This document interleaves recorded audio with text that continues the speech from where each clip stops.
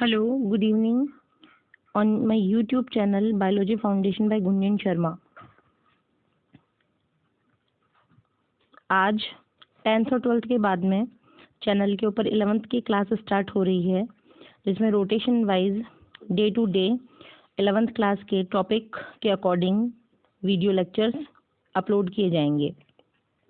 आज की क्लास जो स्टार्ट हो रही है वो सिलेबस के अकॉर्डिंग फर्स्ट चैप्टर से स्टार्ट हो रही है। फर्स्ट चैप्टर जो कि लिविंग वर्ल्ड, और इसी लिविंग वर्ल्ड के बारे में जो भी जनरल इंट्रोडक्शन है वो आज की क्लास में कंप्लीट किया जाएगा।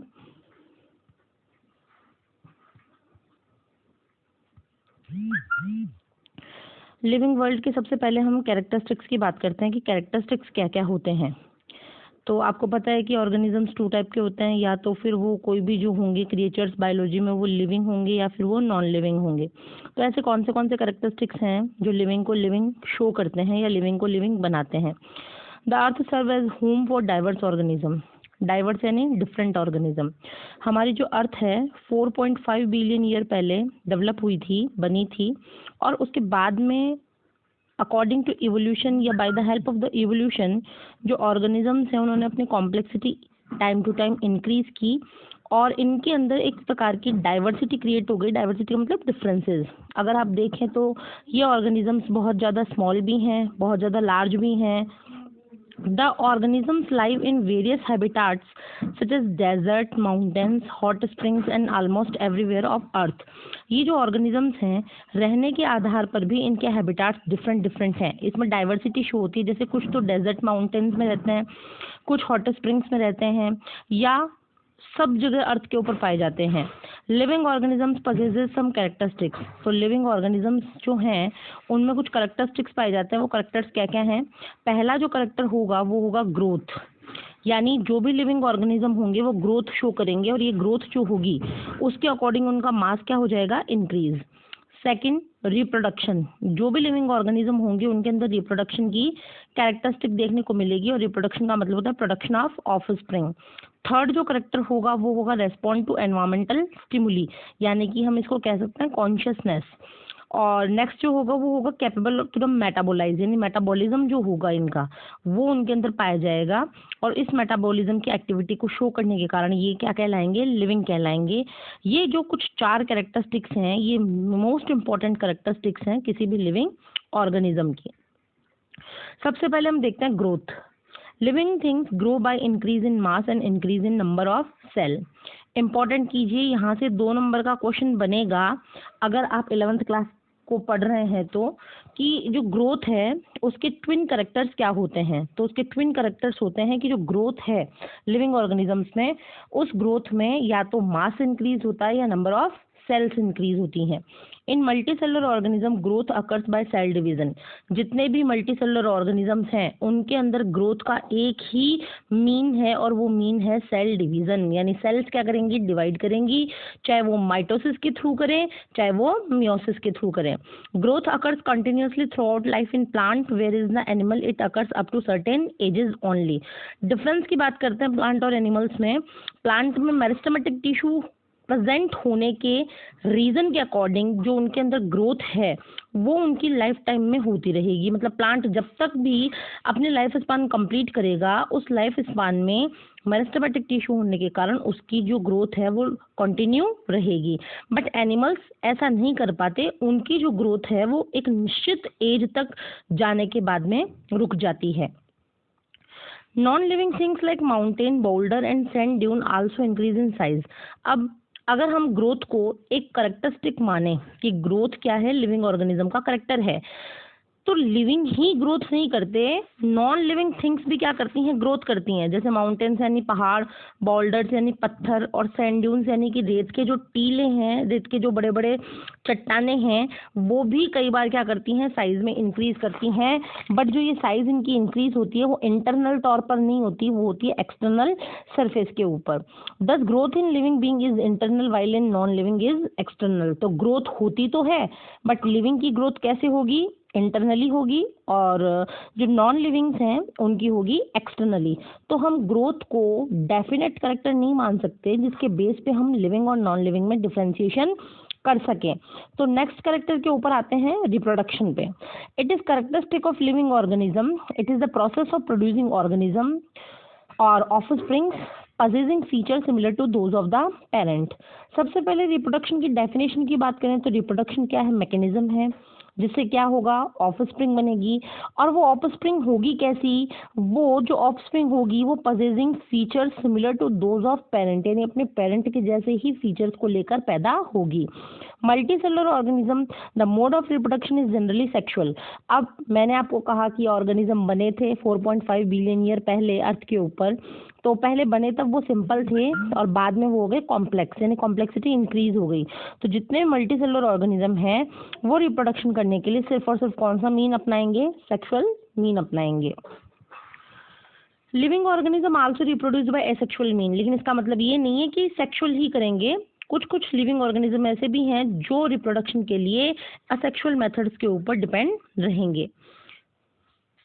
असेक्सुअल मेथड्स के ऊपर डिपेंड रहने वालों के कुछ एग्जांपल्स इस स्लाइड में मैंने यहाँ पर एग्रीगेट किए हैं।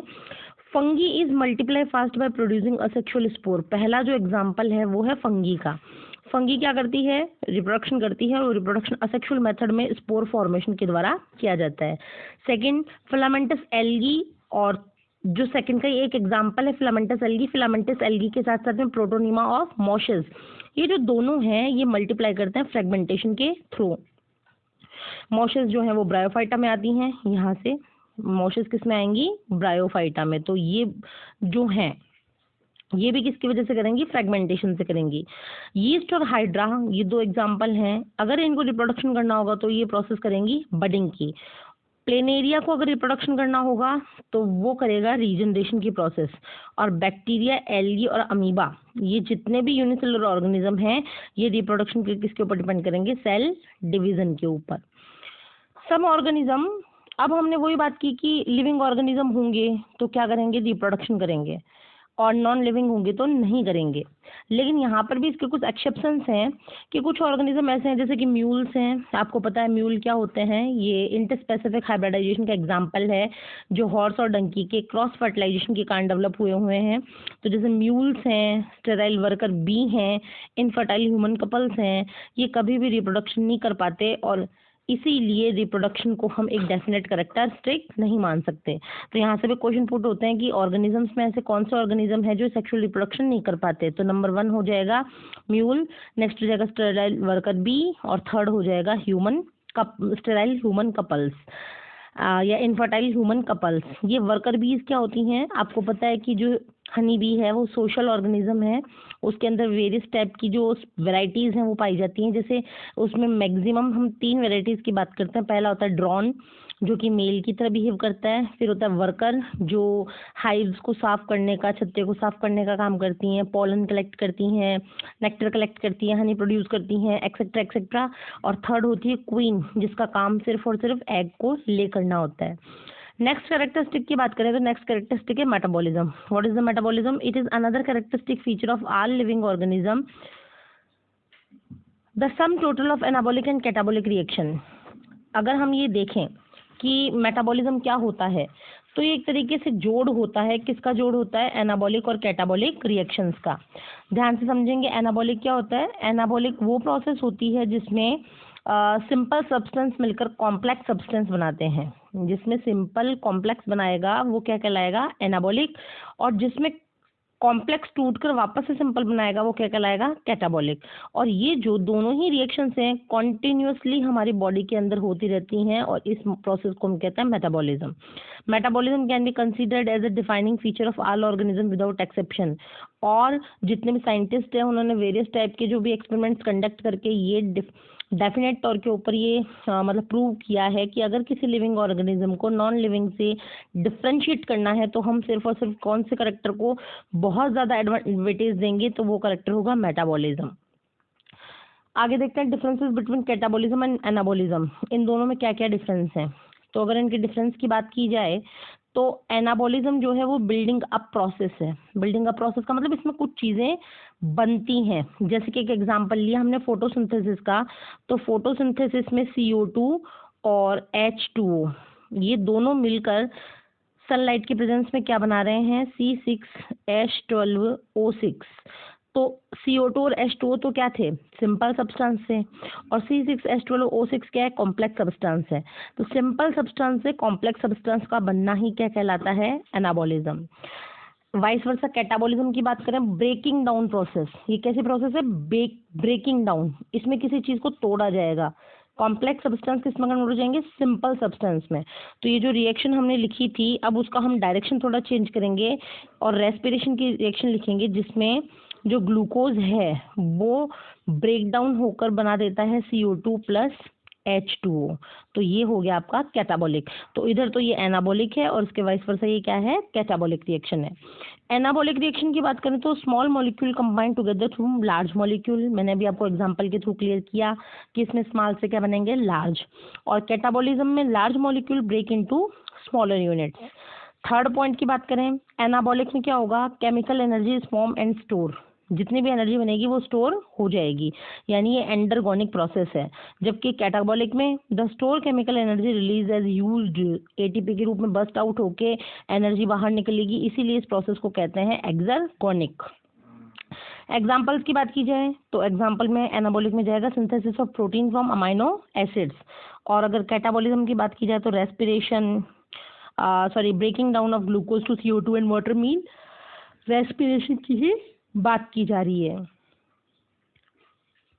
नेक्स्ट जो करेक्टर है वो है सेलुलर ऑर्गेनाइजेशन। तो सेलुलर ऑर्गेनाइजेशन क्या कहता है कि the cells are the building blocks of all living things. ये आप 9th क्लास में पढ़ा था सेल वाले चैप्टर में कि structural and functional of life क्या होता है, सेल होती है। हमारी बॉडी किसके ऊपर डिपेंड करती है, सेल के ऊपर। एक मकान जो हमने बनाया वो जैसे ब्रिक्स यानी ईंटों से बनाया जाता है, तो उसका बिल्डिंग ब्लॉक क्या कहलाएगा, ब्रिक कहलाएगी। हमारी बॉडी जो बनी है वो सेल से बनी है, इसलिए हमारी बॉडी की बिल्डिंग ब्लॉक कौन होंगी, cells. Unicellular organism are made up of single cell, while multicellular organism made up of million of cells. तो बस यहाँ पर याद रखना है, यूनिसेलुलर में कितनी सेल्स होती हैं, सिंगल सेल, और मल्टीसेलुलर्स में कितनी होती हैं, मिलियंस ऑफ सेल।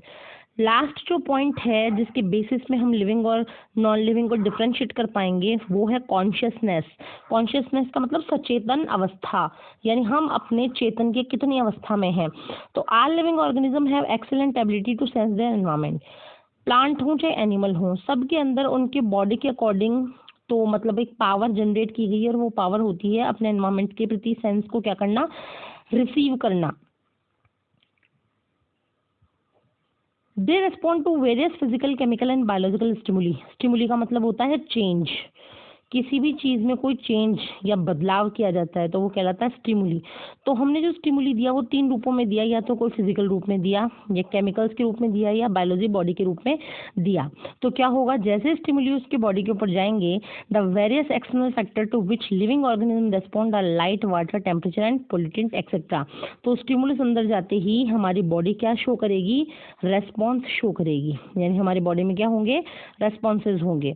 तो स्टिमुली के रूप में क्या हो सकता है, लाइट हो सकती है, वाटर, टेम्परेचर, पोल्यूटेंट्स, ये सारे ही स्टिमुली के रूप में यूज में आते हैं। All living things respond to chemical entering their body. और हमारी बॉडी के अंदर जितने भी केमिकल जाएंगे, हमारी बॉडी उन केमिकल्स के प्रति क्या करेगी, रिएक्शन करेगी। तो आज के जो वीडियो है आज का, जिसमें हमने 11th क्लास से स्टार्ट किया, उससे रिलेटेड अगर आपको कोई प्रॉब्लम है तो आप कमेंट सेक्शन में लिखकर ज़रूर बताएं। वीडियो कैसा लगा, अगर वीडियो में बताई गई जानकारी आपके लिए बेनिफिशियल है तो वीडियो को लाइक और शेयर करें आगे से आगे। तब तक के लिए